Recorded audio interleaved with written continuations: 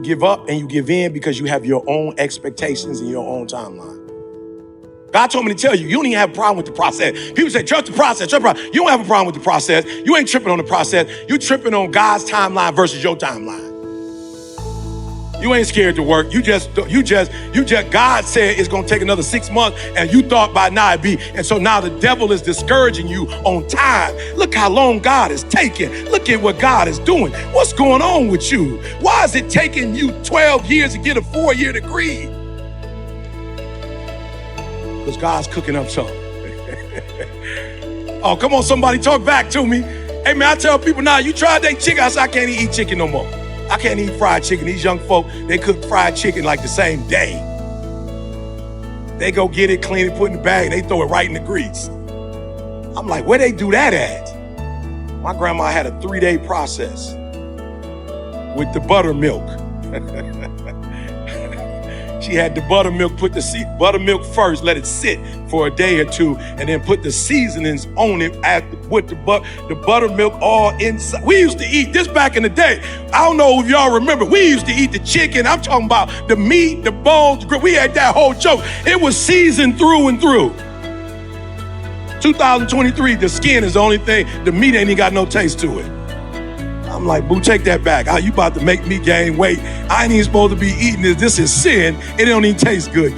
Bring back the buttermilk. But no, the buttermilk was before microwave. And I'm not talking about the microwave. I'm talking about the microwave mentality. The buttermilk was a prop. And so my grandma took her time. And I'm telling you, the problem right now is not the process. They say it's the process. It's not. I see what's wrong with you. You have a timeline, and when God doesn't meet your timeline, then that's when you start having mental and emotional challenges. Ain't nothing wrong with you. Most of y'all in this room, you're not clinically something wrong. You know what I'm saying? The doctor hadn't told you something wrong, and everybody telling you depressed. Depression is when you and God are not in alignment. It'll drive anybody crazy. When you're not doing what you was called to do, when you're not doing what you were purposed to do, when you're not walking in your when you're not walking in your je ne sais quoi.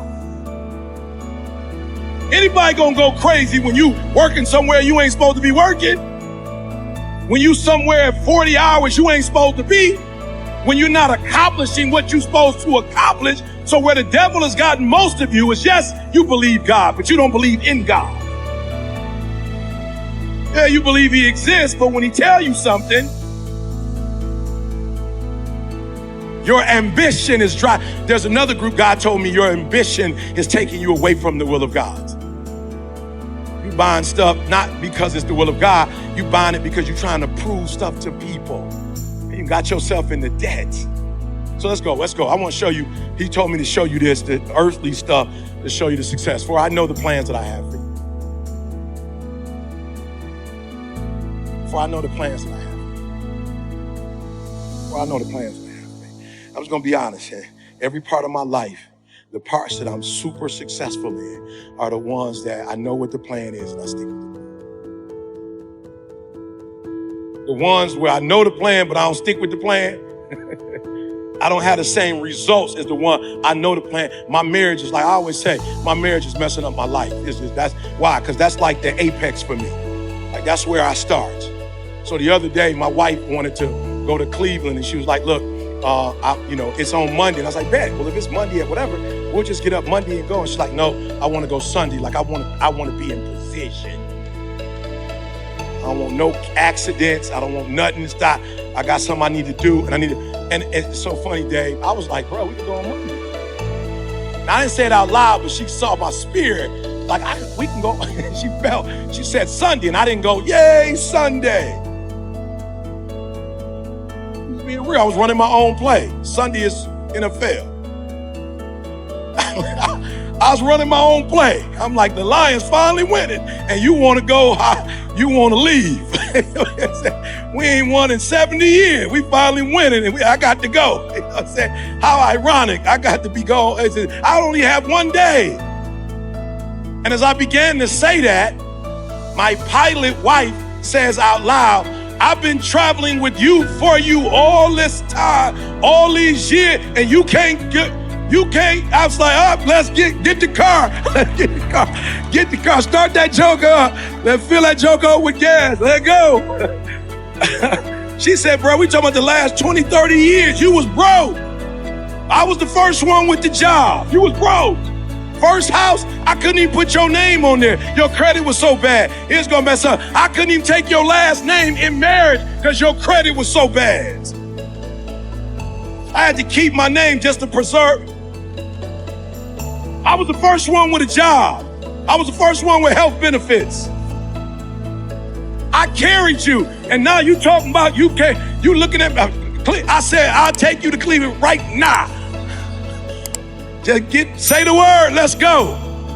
God said, son, you're deviating from the plan. Nobody said a happy team, a happy life. It's not the plan.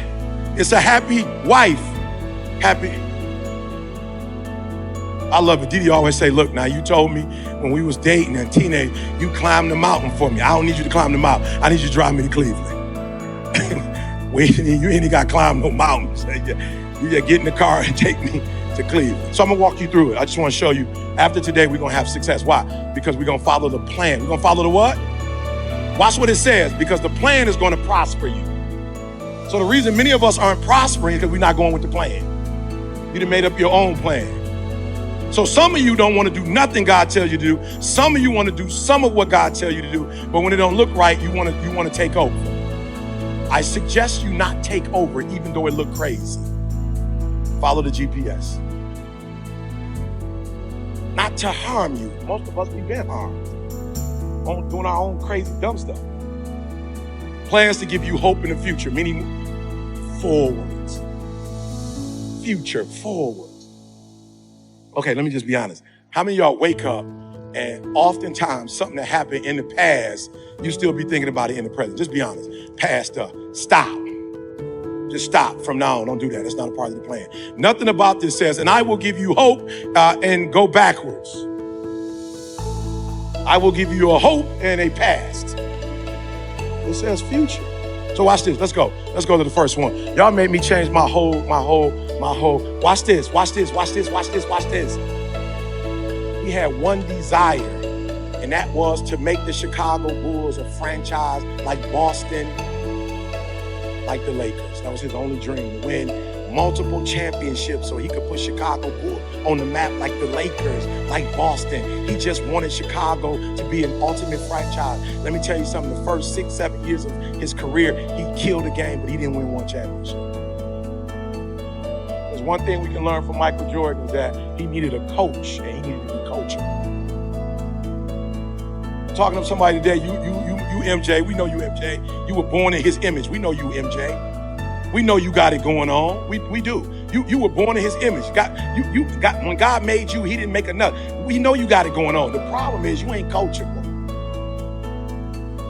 You deep, you dope, you can put up points. Mike was putting up 60-some points. Wasn't winning no championships, wasn't winning no playoff game. Mike was putting up points. Mike was winning scoring titles. Mike had the shoe contract. Mike had Gatorade. They had a song to be like Mike. But Mike didn't get what he wanted because Mike wasn't coachable. God told me to tell you some of you in this room, you're not coachable. I love it, I love it, I love it. When Phil Jackson came, he said, here's what I'm gonna need you to do. I'm gonna need you to do me a huge favor. I'm gonna need you to stop doing what you was doing and do what I did. Come on, I want y'all to watch it. Mike was used to putting up 60. He said, look, we're doing the complete opposite. We taking the ball out your hand. You used to having it in your hand. We taking it out your hand. Why? Because somewhere in your brain, you think if the ball is in your hand, you're going to win a championship. You've done that for the last 6 years and you still haven't won a championship. I'm talking to somebody.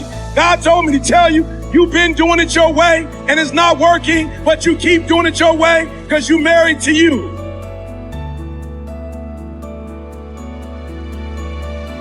And what I did when I was younger is I identified core areas for male success. So to be a successful man, because let's break this down a little bit further. Success is the most overused word.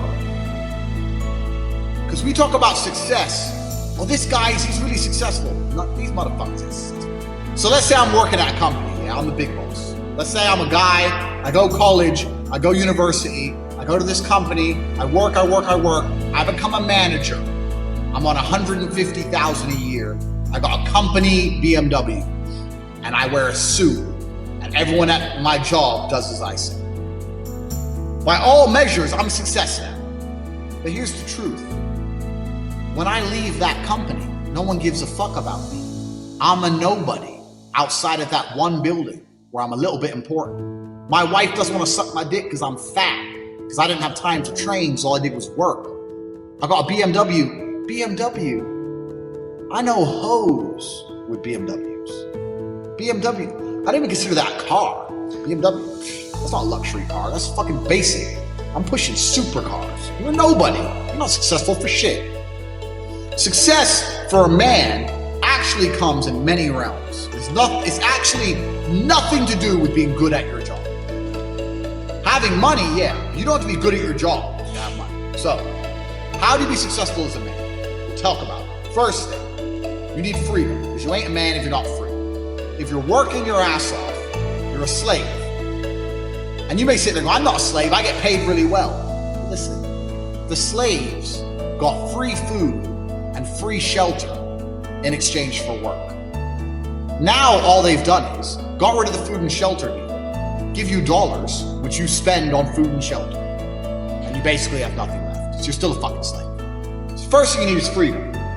If you're not free, you're not a man. First thing, you're not a successful man. So you should always be working towards freedom. And I mean freedom with your time. Do what you want. Freedom with your location. Go where you want. There's a riot. Cool. Go in Tokyo. See you later. Bye. Going to Australia. See you later. Bye. Freedom. One thing. The next thing that constitutes success to me is your network. Who are you talking to? Who are these people? Who will answer your phone calls? Listen, I got 2 phones. Identical almost. Twins. I got 2 phones right here. And I can call one of many multi-millionaires. And when they see my name, they're gonna pick up the phone. They're gonna be like, oh shit, Tate. Oh wait, guys, wait. They're gonna stop their conversation and be like, whoa, fuck, Tate wants. What's up, Tate? Because they know I don't call for no bullshit. They'll be like, fuck, money phone tree. So I can call multi-millionaires right now. I can have the best idea in the world. I can call a bunch of multi-millionaires right now and say, look, I need 100 mil. Here's my idea. Boom, boom, boom, boom, boom. We can make something happen. You can't do that. I can do that. Freedom, network. And then you get into the aesthetics of life. For people to view you as successful, you need good body language. You need physical presence. A man who's not dangerous, a man who has no physicality, will never be seen as successful. Oh, I'm successful, I'm rich, and yeah, but I'll break your neck. Look how big my hand is. I'm gonna grab you by your neck and choke you till you die. I'll show you a race riot, pussy. Then what? Who's successful now? I'm breathing and you're not, so I'm more successful than you. So you can't be a little bitch. Females are the ultimate status symbol. People think I'm running around with these hoes because I like sex. That's nothing to do with the reason why I'm running around with these bitches. I got these bitches just so everyone knows who the Don is. I'm putting these pictures up on Twitter so you motherfuckers know who the fucking man is. I don't give a shit about fucking these bitches. I mean, I'll do it, but I don't care. I'm not sitting there going, I really want to have sex with this pretty girl. I don't give a fuck. I don't care about her. She wants to have sex with me. I'm the best.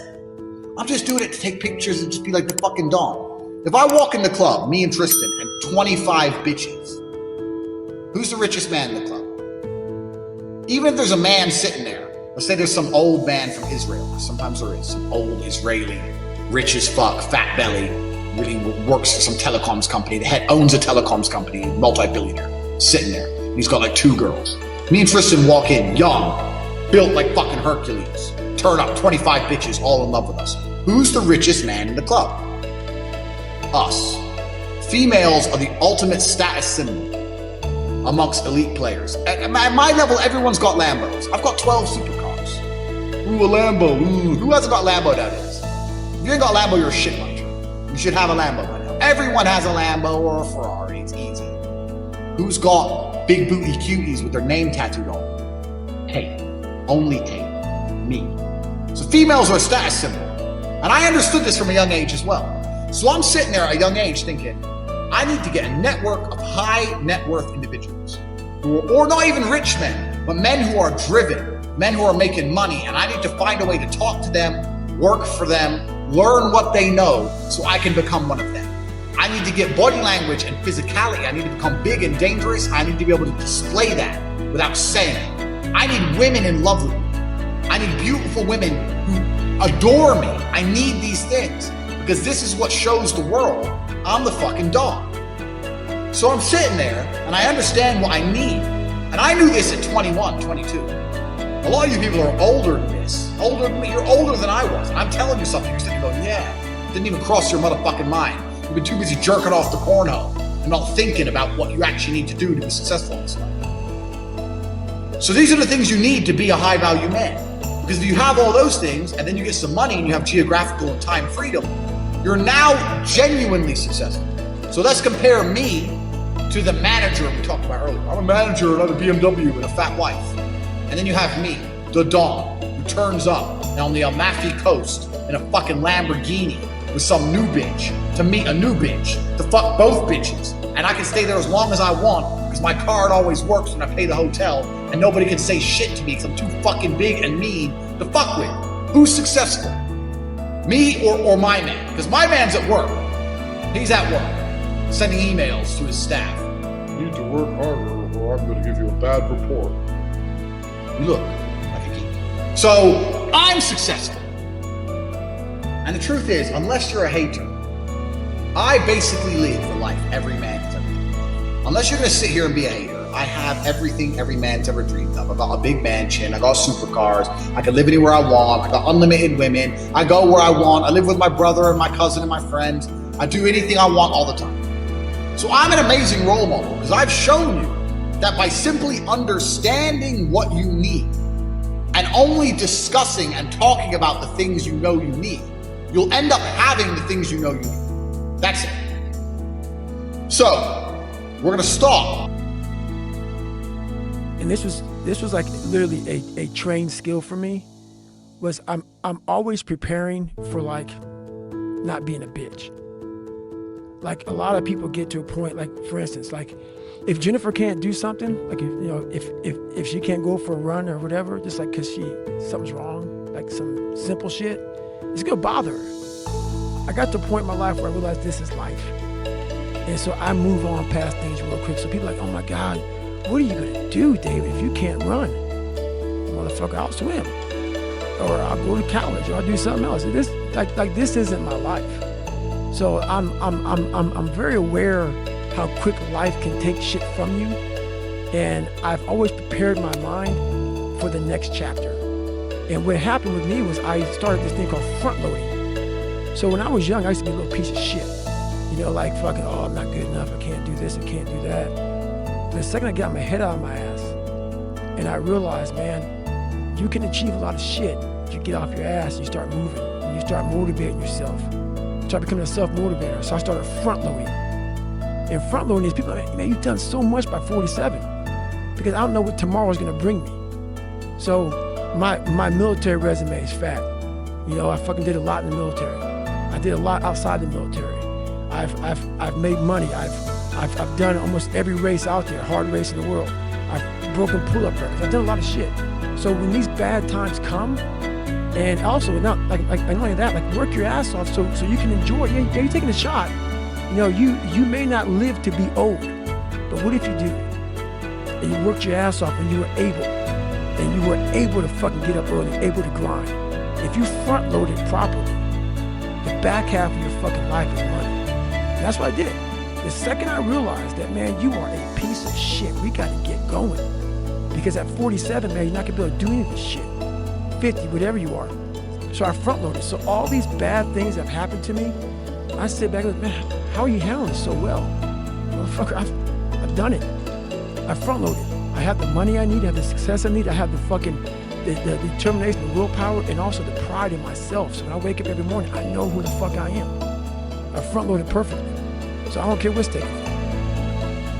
But it's gotta be a strange position to be in where your body is your medium. The body is the vehicle for you to express yourself. Right. And your body's breaking down. And I know that they consider doing knee replacements on you too. Yep. And what was that conversation like? It was very basic, man. It's like, hey, you know, you're not gonna be able to do some of the shit that you've done, even though obviously people are. But that was the conversation. And I know it sounds weird. It was totally fine. It was fine because dude, people don't understand. This wasn't like a part-time job. Man, when you've done without, like Kobe Bryant. When Kobe fucking retired that last game, he had like 60 points or some shit. He walked off the court. He didn't fucking cry. He said, oh my God, I'm gonna miss the sport, what the fuck. He walked off. He gave everything he could. Man, when you fucking give what I've given, and motherfuckers like to say, oh, fuck you. You don't fucking know shit. Which makes me who I am. I've given everything. People make, oh, you ran on fucked up knees. You taped your feet up. You did blah, blah. You had 2 heart surgeries. You kept on going. Yep. Sure did. I had somewhere to fucking go. And I got there. And buddy, when motherfuckers tell you, you can take a break now? Hey, you're fucked up? As long as my knees are halfway working, I got to run. You telling me, man, maybe a chance I can't run no more? Give me an excuse to fucking not do shit, but as long as I have no excuse, I gotta do it. But I was happy where I was. I gave everything. I gave everything to who I am. And that's why people, oh, I don't believe that. Don't believe it. I gave everything. And when you give everything, man, you have no regret. People didn't understand me. People don't understand me now. I don't give a fuck. I know exactly what I was doing. I'm not a masochist. I'm not crazy. I'm not this and that. People try to title me and label me. No, I had something to fucking do.